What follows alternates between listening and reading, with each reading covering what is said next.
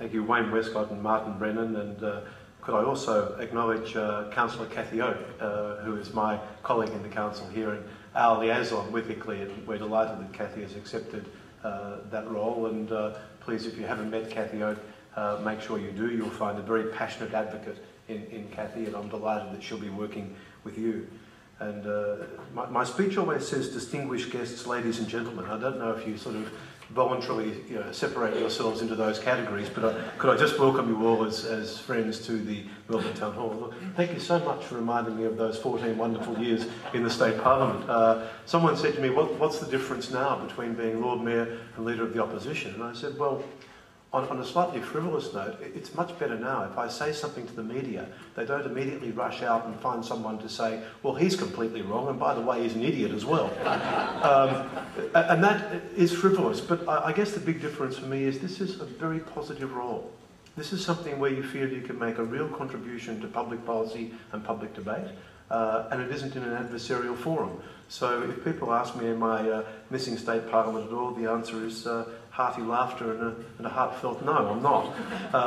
But I'm delighted to be with you today, and I would like to respectfully acknowledge the traditional owners of the land upon which we are gathered, the members of the Kulin Nation, and pay my deep personal respects to their elders, past and present.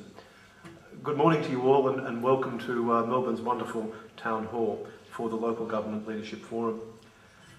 I know, given your immersion in the debate about our environment and climate, you would have noticed the frenzied debate that goes on in the nation's capital in the shape of the emissions trading scheme. Whatever the outcomes there, our life moves relentlessly on.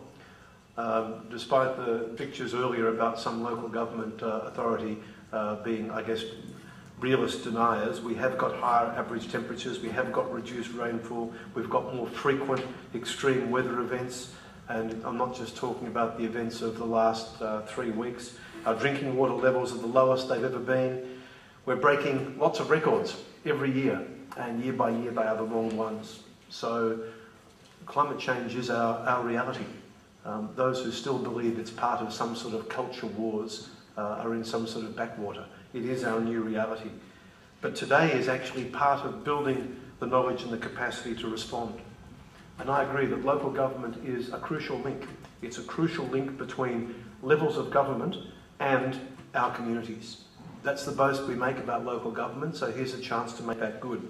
We are facilitators, we're partners, we're educators, and I would like to think we're also leaders. We provide incentives for people to change their attitudes, and we provide resources for them to change their behaviour.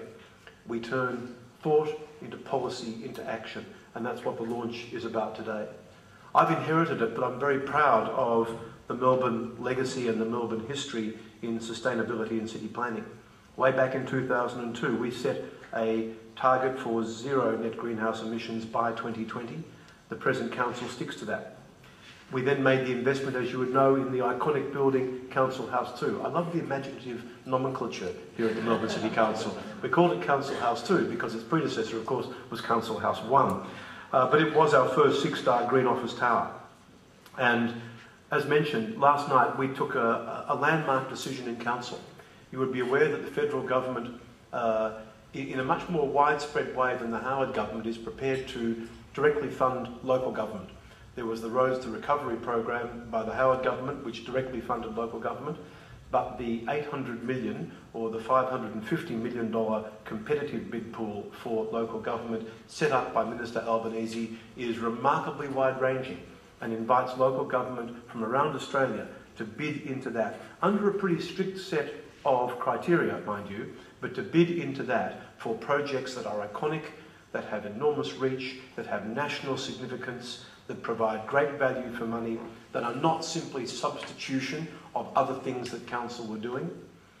We resolved last night as a council, and Cathy and I are very proud of this, that we will bid into that pool, a very large bid of $25 million, but to contribute to a $98 million project, which is, I think, a more exciting project than Council House 2. It is the 6-star retrofitting of Council House 1, plus a precinct, which I'll talk about in a moment. But I see this, I must say, not just as an environmental project. I see it as a model.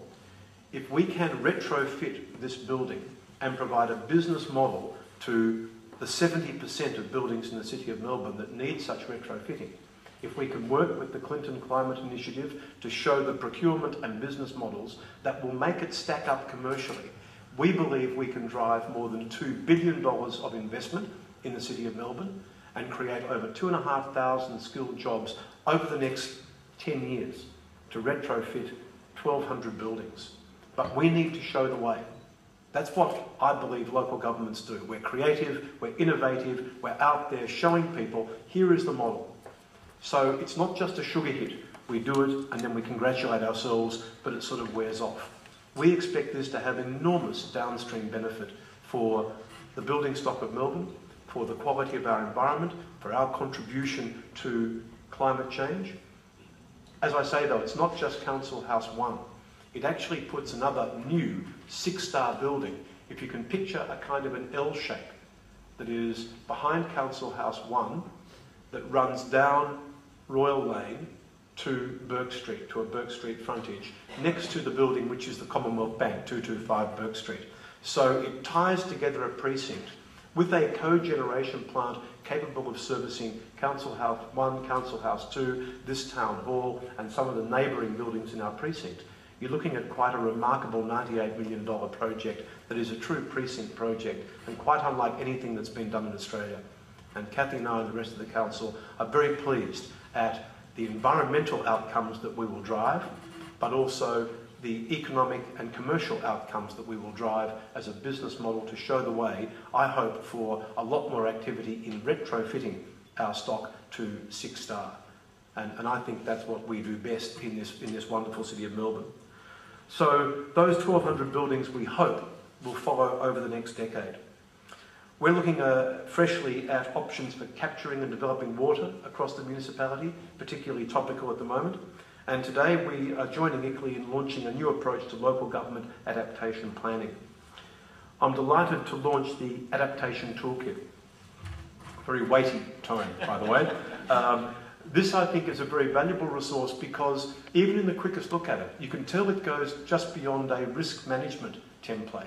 A very valuable document in that way. 14 different tools and templates and a flexibility about it that makes it work across a range of environments. It's comprehensive, as you can see, it's extremely comprehensive, and it's the result of actually making it work, the result of a one-year pilot with 5 councils from across different regions in Australia, funded by the Department of Climate Change.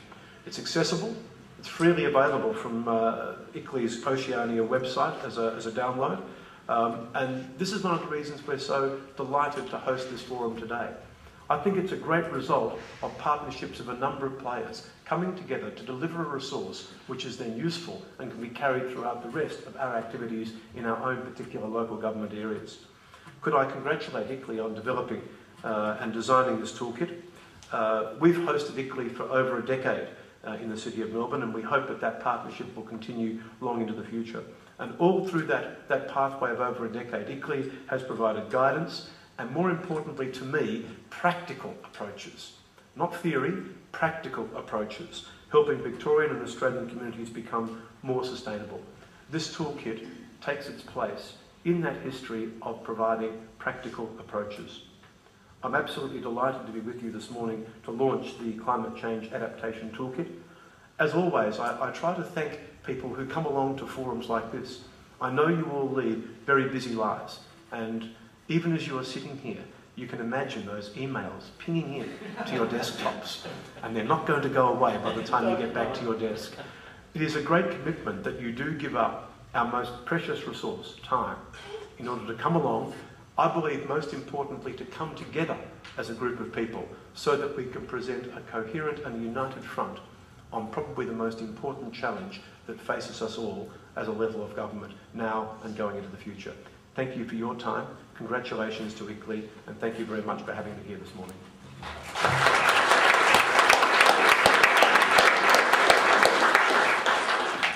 Well, thank you very much, Lord Mayor, and certainly we look forward over the coming years in your office as Lord Mayor to work with the City of Melbourne further in developing initiatives such as the one you've described that the City of Melbourne took last night at the council meeting, but certainly initiatives that ICLEI Oceania will be taking on in concert with you.